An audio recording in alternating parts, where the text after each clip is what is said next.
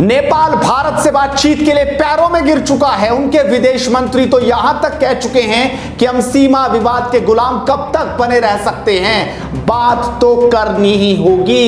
इसके बाद भारत ने नेपाल पर एहसान करते हुए बातचीत की बात मानी और अब बातचीत की तारीख भी सामने आ चुकी है। आज इस खबर में यही बात करेंगे। नमस्कार, स्वागत है आपका एडवांस इंडिया पर। मैं हूं नवीन चौहान। सीमा विवाद और होली की तल्ख बयानबाजी के बीच भारत और नेपाल 9 महीने के बाद पहली बार बातचीत करेंगे।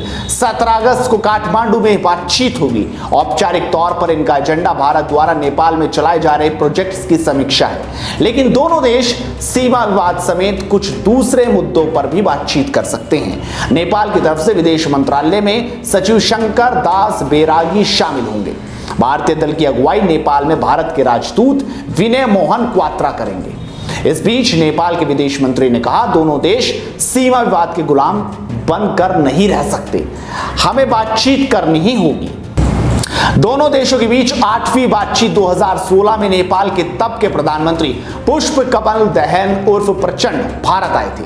दोनों देशों ने आपसी विवाद सुलझाने और सहयोग बढ़ाने के लिए मैकेनिज्म तैयार किया था। 17 अगस्त को इस मैकेनिज्म के तहत 8वीं बातचीत होगी। हाल के दिनों में सीमा विवाद और दूसरे मुद्दों की वजह से भारत और नेपाल के रिश्तों में खटास दिखी थी। अयोध्या में राम मंदिर के भूमि पूजन पर भी नेपाल के प्रधानमंत्री ओली ने बयानबाजी की थी और आखिरकार उन्होंने क्या कहा था, जरा आप भी देख लीजिए। अयोध्या भनेको भिन्न छँदा अलिकति प्रश्न घटेको ठाउँ अहिले खडा गरिएको अयोध्या होइन।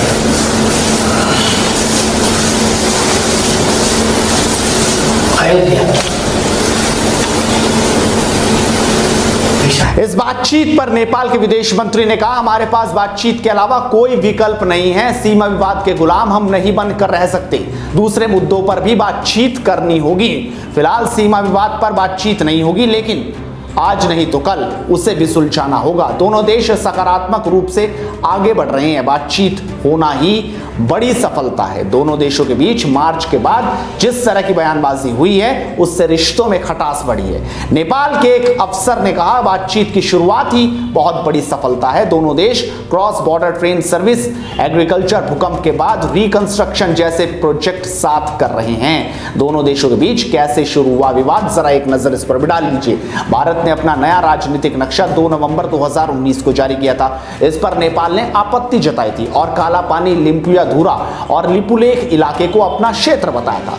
इस साल 18 मई को नेपाल ने इन तीनों इलाकों को शामिल करते हुए अपना नया नक्शा जारी कर दिया। इस नक्शे को अपने संसद के दोनों सदनों में पारित कराया, लेकिन नेपाल के मुंह पर तमाचा तब लगा जब यूएन ने इस नक्शे को पूरी तरह से खारिज कर दिया। और उसके बाद से, यानी जब भारत सकारात्मक कोशिश में लगा था, तब नेपाल ये घटिया हरकत कर रहा था। उनके प्रधानमंत्री घटिया हरकत कर रहे थे, लेकिन 17 तारीख मुकर्रर हो चुकी है और कोशिश है कि सकारात्मक पहल हो कुछ, क्योंकि सीमाओं पर जिस तरीके से नेपाल कभी तार बाड़ करता है, कभी अपने सैनिकों की तादाद बढ़ाता है। बिहार में भारत नेपाल सीमा पर नेपाली सैनिकों ने भारत के लोगों पर भी फायरिंग की थी। ये सब कुछ हमें याद है, लेकिन सबसे बड़ी बात और नेपाल के लिए जो सबसे अच्छी बात है वो यही है कि भारत ने अब तक जवाब नहीं दिया।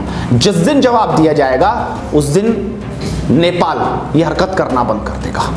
ऐसे में चलिए, उम्मीद की जा सकती है, देखना होगा 17 तारीख को क्या बातचीत होगी।